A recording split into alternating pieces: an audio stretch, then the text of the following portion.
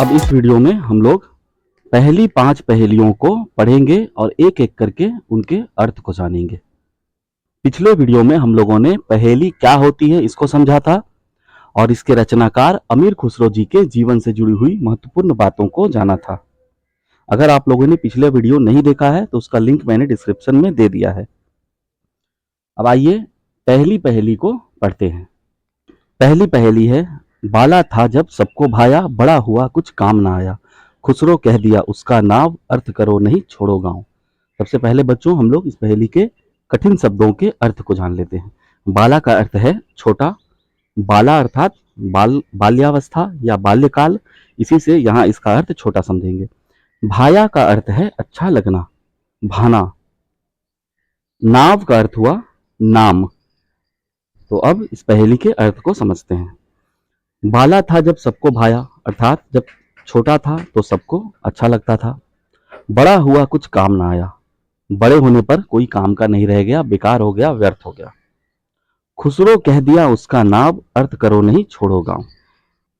पहली पंक्ति में वस्तु का संकेत दिया गया है और दूसरी पंक्ति में खुसरो जी चुनौतीपूर्ण लहजे में पहेली का अर्थ बताने की बात कर रहे हैं। खुसरो जी कह रहे हैं कि उस वस्तु का नाम बताओ, पहेली का अर्थ बूझो, अन्यथा गांव को छोड़ दो। तो गांव तो कोई क्या ही छोड़ेगा। यह कहने का एक लहजा है, एक तरीका है। इससे पहेली रोचक बनती है, पहेली सुंदर बनती है।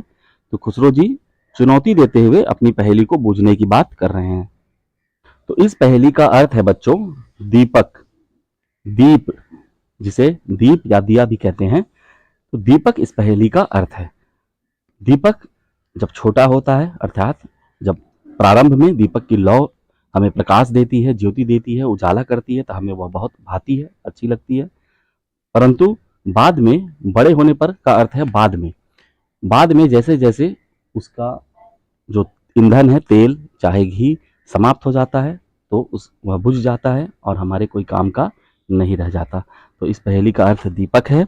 जब आप दूसरी पंक्ति को देखेंगे तो उसमें द में छोटी की मात्रा से दिया लिखा हुआ है। यही इस पहेली के उत्तर का संकेत भी है। आप जब द में बड़ी की मात्रा कर लेंगे तो दिया बन जाएगा और इस पहेली का अर्थ हो जाएगा। तो इस पहेली का उत्तर पहेली में ही लिखा हुआ है, इसलिए यह एक बूझ पहेली है, अंतरलापिका है। और इस पहेली में अर्थ करो नहीं छोड़ो गांव, गांव छोड़ने की बात से हमें यह भी पता चलता है कि यह पहेली लोक संस्कृति से जुड़ी हुई है। कुछ लोग इसका अर्थ यह भी बताते हैं कि जब दीपक की लौ छोटी होती है तो हमें प्रकाश देती है, और जब वह बड़ी हो जाती है, अर्थात वह लौ जब विकराल रूप ले लेती है, अग्निकांड हो जाता है, आग लग जाता है, तो वह हमें नहीं भाता, हमारे काम का नहीं रहता। परंतु मेरे विचार से खुसरो जी ने इस पहेली में मनुष्य के जीवन को दीपक के प्रतीक के रूप में दिखाने का प्रयास किया है, अर्थात जो पहला अर्थ मैंने बताया वही मेरे विचार से सटीक है। दूसरी पहेली है, फारसी बोली आई ना, तुर्की ढूंढी पाई ना, हिंदी बोली आरसी आए, खुसरो कहें कोई ना बताए। फारसी बोली आई ना, अर्थात फारसी बोली में आईना कहा जाता है और तुर्की बोली में पाईना का अर्थ है ढूंढने पर भी, ढूंढी पाईना, ढूंढने पर भी फारसी तुर्की भाषा में कोई शब्द नहीं मिलता। हिंदी में दर्पण या आरसी कहा जाता है। तो खुसरो जी कह रहे हैं कि फारसी बोली में आईना कहा जाता है और तुर्की में तो शब्द ढूंढ कर भी नहीं मिलता, जबकि हिंदी बोली में आरसी कहा जाता है, हिंदी में आरसी कहा जाता है। अब खुसरो चुनौती देते हैं कि इस पहेली को कोई भी बूझ नहीं सकता, कोई नहीं बता सकता। तो इस पहेली का बच्चों अर्थ जो है वह है आईना अर्थात दर्पण। फारसी में ही हम आईना कहते हैं। कई शब्द ऐसे हैं जो हम हिंदी बोली में, हिंदी भाषा में प्रयोग तो करते हैं, परंतु वह वास्तव में फारसी या तुर्की या अरबी या उर्दू के शब्द इस्तेमाल किए जाते हैं, प्रयोग किए जाते हैं। हम साधारणतया बोलचाल में उन्हीं शब्दों का प्रयोग करते हैं। इस पहेली के माध्यम से खुसरो जी ने हिंदी भाषा के महत्व पर भी प्रकाश डाला है, हिंदी की सहजता और सरलता और स्पष्टता को दर्शाया है। इसका अर्थ यह भी निकलता है कि फारसी बोली समझ में नहीं आता, तुर्की ढूंढने पर भी, प्रयास करने पर भी नहीं समझ में आता, लेकिन हिंदी आते ही सब कुछ आरसी के समान अर्थात दर्पण के समान स्पष्ट हो जाता है। तो हिंदी जो भाषा है वह अत्यंत सहज, सरल और स्पष्ट है। यह एक आत्मीय भाषा है। इस पहेली का अर्थ भी पहेली में ही लिखा हुआ है, आई ना, आईना। तो यह एक बूझ पहेली है। तीसरी पहेली है बच्चों, पौन चलत वह देह बढ़ावे, जल पीवत वह जीव गवावे, है वह प्यारी सुंदर नार, नार नहीं पर है वह नार। यहाँ भी कठिन शब्दों के अर्थ को पहले समझ लेते हैं। पौन का अर्थ है पवन, हवा, वायु। जीव का अर्थ है आत्मा या प्राण। नार का दो अर्थ होता है। नार का अर्थ नारी अर्थात स्त्री, और नार का अर्थ अग्नि भी होता है, आग, अग्नि, इसे भी नार कहते हैं। अब देखिए, पहेली में कहा जा रहा है पौन चलत वह देह बढ़ावे और जल पीवत वह जीव गवावे। तो बताइए कौन सी ऐसी वस्तु है, कौन सी ऐसी चीज है जो हवा चलने पर बढ़ जाती है। हवा चलने पर उसका शरीर आकार बढ़ जाता है। जल पीने पर अर्थात जल ग्रहण करने पर, जल पड़ने पर वह समाप्त हो जाती है, उसका अंत हो जाता है। आगे खुसरो जी संकेत देते हुए कह रहे हैं, है वह प्यारी सुंदर नार, वह सुंदर नार है। लेकिन फिर अगली पंक्ति में कहते हैं, नार नहीं पर है वह नार। नारी तो नहीं है पर वह है तो नार ही। तो नार का दो अर्थ होता है।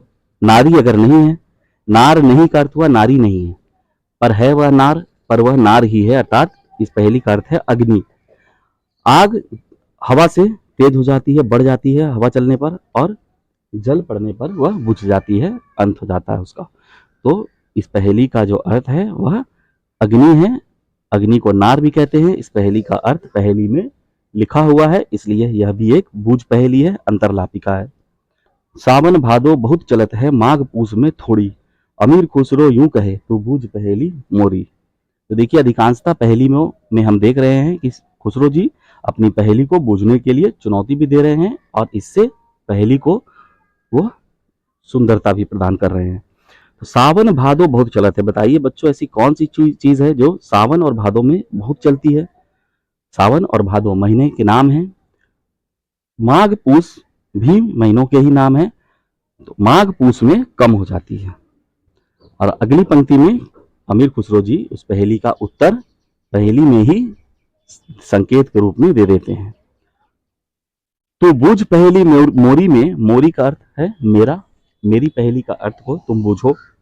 और मोरी का एक और अर्थ होता है नाली। तो सावन और भादो में नालियां जो है वह भर जाती है जल से, वर्षा होने के कारण। तो बहुत तेज चलती है, बहुत चलती है, बहुत बहती है। माघ पूस के महीने में वर्षा न होने के कारण नाली कम बहती है, उसमें जल जो है, जल की मात्रा कम हो जाती है, घट जाती है। तो इस पहेली का अर्थ है बच्चों मोरी अर्थात नाली। यह भी एक बूझ पहेली है। पांचवा और अंतिम जो अंतरलापिका है, गोल मटोल और छोटा मोटा, हरदम वह तो जमी पर लोटा, खुसरो कहे नहीं है झूठा, जो ना बूझे अकिल का खोटा। देखिए, इस पहेली में खुसरो जी ने अपनी पहेली की सुंदरता कैसे बढ़ाई है। कह रहे जो उनकी पहेली को नहीं बूझता वह अकिल का खोटा है, अर्थात मूर्ख है।